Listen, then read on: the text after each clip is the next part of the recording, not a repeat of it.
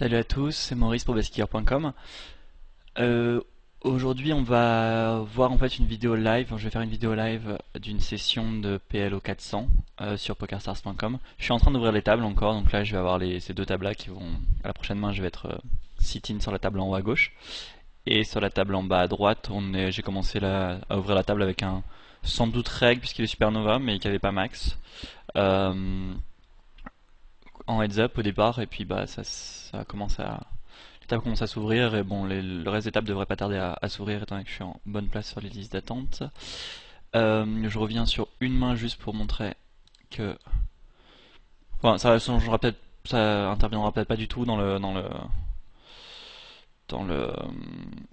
la suite de l'action sur la table, mais contre ce joueur donc handicapper 26.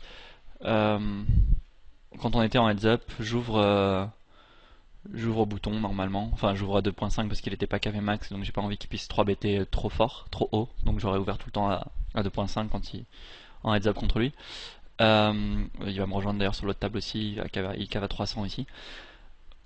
Et je sais bête, donc mi-pot, un flop 6-4-4, et il me check raise alors que c'est assez rare à mon sens que le 4 soit une bonne doublette à check raise, à bluffer vraiment, puisque en général il l'a moins dans sa range en défense hors de position. Il a l'air d'être un reg dans le sens où je sais pas pourquoi il cave pas max. Oups, j'aurais dû mettre 10 encore.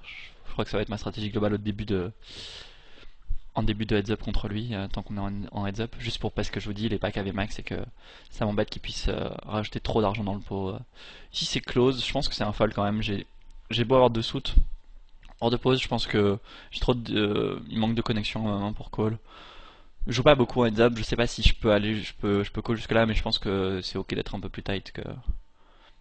Surtout que je sais pas, genre, enfin j'ai pas énormément d'expérience heads up et je vais peut-être avoir plus de mal à les jouer profitablement, même si d'autres pourraient.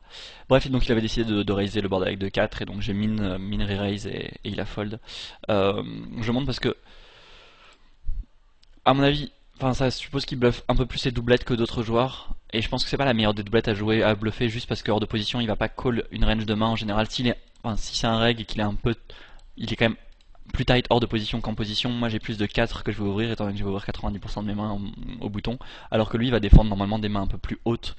Ou s'il a un 4, c'est parce que c'est très connecté au board, mais je veux dire, c'est assez rare dans sa range globale. Donc il peut pas le bluffer si souvent que ça en fait. Ici je sais bet, comme j'avais fait un demi-pot.